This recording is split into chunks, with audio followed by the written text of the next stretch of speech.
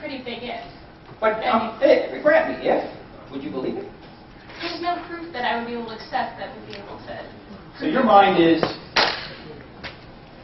About as close as yours is. Well, is it? Yeah. Have you asked me if atheism were true, would I be an atheist? Yeah, I would be. Why would I believe something that wasn't true? I'm sorry, go ahead. Go on with your Anyway, my question was actually pretty simple. It's just that I generally try and be a good person, but I don't believe in the Christian God. Do you think I'm going to hell? What do you mean by being a good person? I try to treat other people decently and. What do you mean by decent?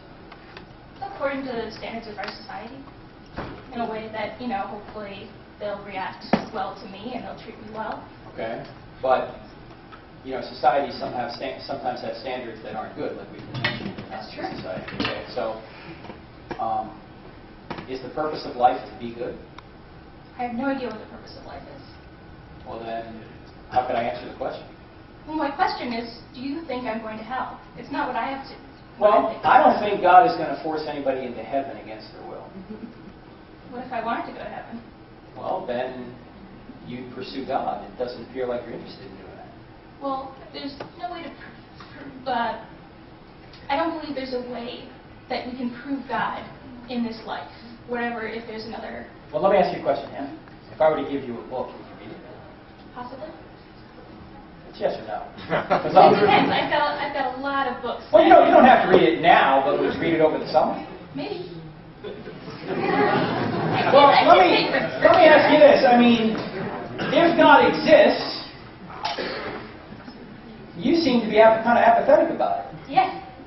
Well, why would God force you into His presence for all eternity? Well, that's not my question. My question is about hell. That is the difference between heaven and hell. Heaven is with God. Hell is separation from God. I mean, if that's your definition of hell.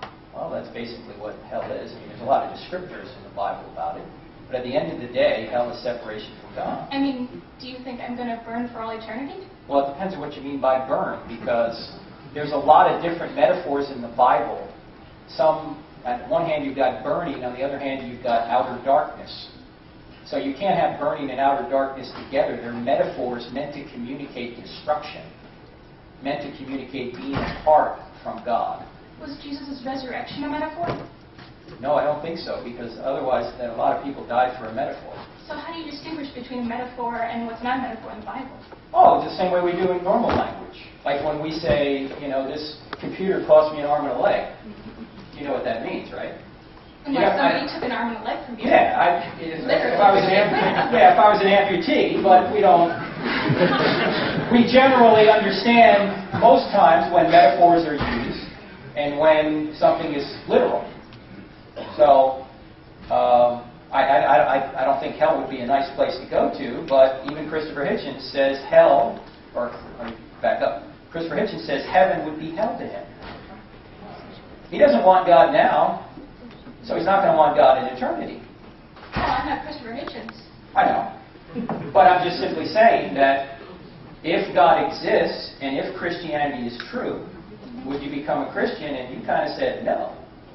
Well, it depends if it's in this life or it's in theoretically another life. Because I don't believe that you can prove anything about whether Christianity or whether there's life after death in this lifetime. So there's no, Why do you say that? Why do you, and what do you mean by proof?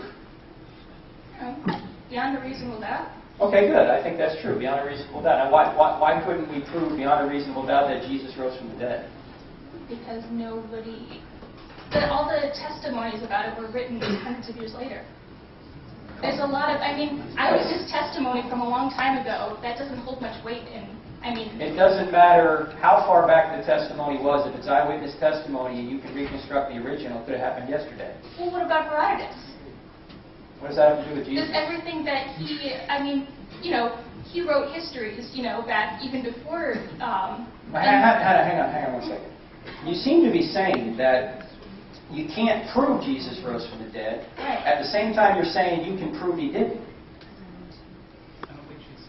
No. Well, yeah, It's highly unlikely that nobody else in the history history of human existence has ever risen from the dead, it seems very unlikely that one person in one specific situation would have, given that the only thing we have to prove it is eyewitness testimony from 100 years later. And that is exactly why the resurrection is such an amazing miracle. Because if resurrections happened all the time, we wouldn't look at Christ's resurrection as being anything unusual. What about all the other miracles that were, maybe some of them are true, maybe some of them aren't, That's right. You have to evaluate them on a case-by-case basis. And let me just say, you're factually in error about when the documents were written down. Okay, when were they written down? Well, as you'll see tomorrow night, they were... I'm not going to see them tomorrow night. Okay, well, I can't go through the whole presentation of tomorrow night tonight. I'm sorry. Can you briefly summarize? Yeah, I'll say that most, if not all, the documents were written down prior to 70 AD. And Okay. much of the data that was written down goes all the way back to the event itself, especially the creed in 1 Corinthians 15, verses 3 to 8, which even liberal scholars agree is pre-40 AD. So this is very early testimony. Even Bart Ehrman, the great skeptic, says Jesus certainly existed, certainly was crucified, certainly his disciples believed he rose from the dead. The only thing Bart Ehrman can't bring himself to believe is that he actually did rise from the dead, because he says an historian can't know that. Why? Because philosophically he's ruled miracles out of existence, not because the data isn't there.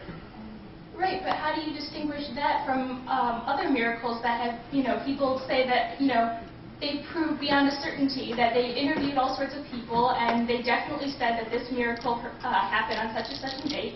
All the different, martyrs in Catholicism. I mean, do you have to look at you have to look at each alleged miracle claim on a case-by-case basis and make a judgment as to whether or not the eyewitness and other testimony is good enough to meet the standard you brought up, which is the right standard beyond a reasonable doubt. So what other miracles happened in humanity? Well, I think the miracles surrounding Jesus certainly happened. Because, the greatest miracle of all has already occurred. Right, so are there any others? The greatest miracle of all is already, I don't know, you have to figure right, out... so, have you applied the case-by-case basis to other miracles? And what have you come up with? Well, you have to give me a miracle. I just can't comment on every single miracle. And that's kind of beyond the scope of what we're doing here today. Okay? So, you have to look at each one on a case-by-case basis. If the greatest miracle of all has already occurred, and I haven't even told you what that is, what is the greatest miracle in the Bible? No, the resurrection is easy. The greatest miracle in the Bible is the first verse.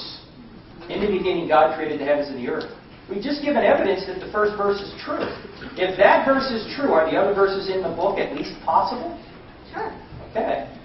So you can't philosophically rule miracles out as David Hume does, as Bart Ehrman does, as James Tabor from UNC. Yes, you can. No, you can't, because the greatest miracles already occurred. I mean, it's, If God exists, miracles are possible. Depending on your definition of a miracle. Well, it does. It does depend. I'm talking about an intervention of God into the space-time continuum. Okay. Let's you and me talk some more. I'll give you a book if you read it. If you won't read it, then I won't give you one. All right, I'll read it. Okay, good. Oh, but quick question. So do you think that I'm going to hell? I think I'm going to hell if I don't bow my knee to a creator, because I'm a sinner. Right. And if you don't bow your knee to a creator to get the free gift of eternal salvation, God will not force you into his presence against your will. He loves you too much for that. So is that yes? He'll send you where you